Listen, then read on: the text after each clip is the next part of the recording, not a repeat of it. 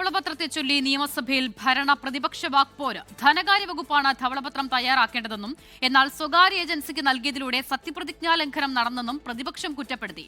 ഒരു രഹസ്യരേഖയും പുറത്തുപോയിട്ടില്ലെന്നാണ് മുഖ്യമന്ത്രി V D സതീശന്റെ മറുപടി. മുഖ്യമന്ത്രി ധവളപത്രം സഭയുടെ മേശപ്പുറത്ത് വെച്ചതിന് തൊട്ടുപിന്നാലെ പ്രതിപക്ഷം ക്രമപ്രശ്നം ഉന്നയിച്ചു. ധനകാര്യ വകുപ്പാണ് ധവളപത്രം തയ്യാറാക്കേണ്ടതെന്നും സ്വകാര്യ ഏജൻസിക്ക് നൽകിയതിലൂടെ സത്യപ്രതിജ്ഞാ ലംഘനം നടന്നെന്നും കെ.എൻ. ബാലഗോപാൽ. ഈ ഡോക്യുമെന്റ് എല്ലായിടത്തും പുറത്തു കൊടുക്കുക എന്ന് പറഞ്ഞാൽ ഔദ്യോഗിക രഹസ്യരേഖകൾ ആർക്കും കൊടുക്കില്ല എന്നുള്ള സത്യപ്രതിജ്ഞയുടെ ലംഘനം കൂടിയാണ് സാർ. അങ്ങനെ പുറത്തു കൊടുത്തിട്ടുണ്ടെങ്കിൽ കെ.എൻ. ബാലഗോപാൽ പറഞ്ഞത് അടിസ്ഥാനരഹിതമെന്ന മുഖ്യമന്ത്രി വി ഡി സതീശൻ. ഒരു രഹസ്യരേഖ പോലും പുറത്തേക്ക് പോയിട്ടില്ല. മുമ്പ് വെച്ചിട്ടുള്ള ധവളപത്രങ്ങൾ പോലെ ഇത് രാഷ്ട്രീയ രേഖയല്ലെന്നും മുഖ്യമന്ത്രി. ഞങ്ങൾക്ക് ഞങ്ങളുടേതായ രീതിയുണ്ട്. ഞാൻ പറഞ്ഞല്ലോ, നിങ്ങൾ പിന്തുടരുന്ന നയം തുടരാനല്ല ഞങ്ങൾ ഇവിടെ ഇരിക്കുന്നത്. ഞങ്ങളെ ജനങ്ങൾ ഇവിടെ ഇരുത്തിയിരിക്കുന്നത് അതിനല്ല. ആ നയങ്ങൾക്ക് മാറ്റമുണ്ടാകണം, ആ സമീപനങ്ങൾക്ക് മാറ്റമുണ്ടാകണം.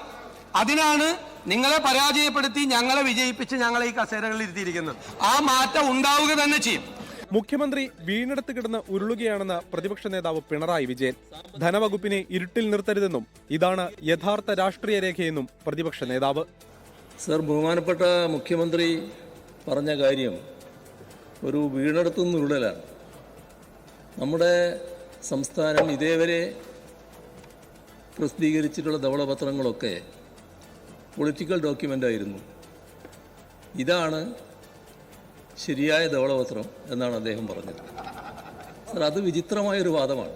വായിച്ചു പോലും നോക്കാതെ മുൻവിധിയോടെ രാഷ്ട്രീയ രേഖ എന്ന് പറയുന്നത് എങ്ങനെയെന്ന മുഖ്യമന്ത്രിയുടെ മറുചോദ്യം.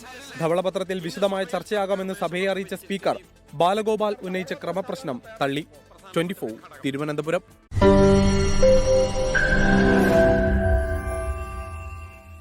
ലോകത്തെവിടെയായാലും ഏത് സമയത്തും 24 വാർത്തകളും ഓഗ്മെന്റഡ് റിയാലിറ്റി പാക്കേജുകളും എക്സ്പ്ലെയിനറുകളും വിശദമായി കാണാൻ ഞങ്ങളുടെ യൂട്യൂബ് ചാനൽ നിങ്ങൾക്ക് സബ്സ്ക്രൈബ് ചെയ്യാം.